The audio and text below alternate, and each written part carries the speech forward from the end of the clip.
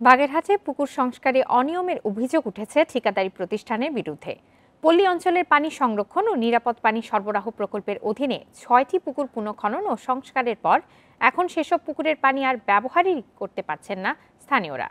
বিষয়টি খতিয়ে দেখে ঠিকাদারি প্রতিষ্ঠানের বিরুদ্ধে ব্যবস্থার কথা জানিয়েছে জনস্বাস্থ্য প্রকৌশল অধিদপ্তর।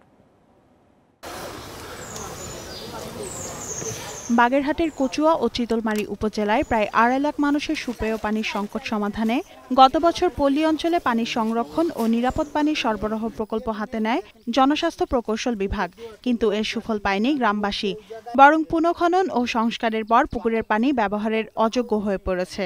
পিএসএফটা আমাকে ক্লিয়ার হোক এবং পানির ব্যবস্থাটা খুব দ্রুত একটু হোক, নাহলে আমাদের খুব সমস্যা হচ্ছে। আমাদের এখানের পানির ভীষণ সমস্যা। আমাদের লোকজন এই জায়গার ওই গোয়ালমঠ থেকে পানি নিয়ে আসছে ভ্যান ভরা। গ্রামবাসীরা বলছে ঠিকাদারি প্রতিষ্ঠান রহমত ট্রেডার্স সঠিকভাবে খনন না করে পুকুরে পচা ও লবণ পানি ঢেলে দিয়েছে। সেই সাথে পুকুর থেকে তোলা মাটি ও বালু বিক্রির অভিযোগও করেন তারা। বালি উনি এই জায়গায় স্কুল মাঠে ১,২০,০০০ টাকা বিক্রি করছে, বালি খননের টাকাও। তা আমার মনে হয় যে উনি ১,২-৩ লাখ টাকার কাজও এই পুকুরে হয় নাই। বালি কাটে ওই জায়গা দিছে, দেওয়ার পরে পাড় ভাঙে নামে যায়, তখন খালের থেকে আপনার পচা পানি লবণ পানি এই পুকুরে ঢুকানো হয়েছে। প্রকল্পে অনিয়মের অভিযোগ স্বীকার করে জনস্বাস্থ্য প্রকৌশল বিভাগ জানায় এরই মধ্যে ঠিকাদারি প্রতিষ্ঠানের বিরুদ্ধে ব্যবস্থা নেওয়া হয়েছে।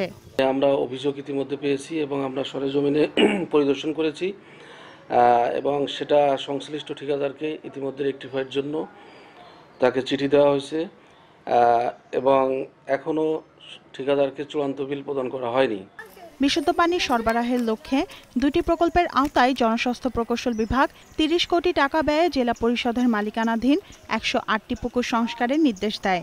এর মধ্যে পল্লী পানি সরবরাহ প্রকল্পের অধীনে ২২টি এবং পানি সংরক্ষণ ও নিরাপদ পানি সরবরাহ প্রকল্পের ৩২টি পুকুরের সংস্কার কাজ শেষ হয়েছে। Independent news desk.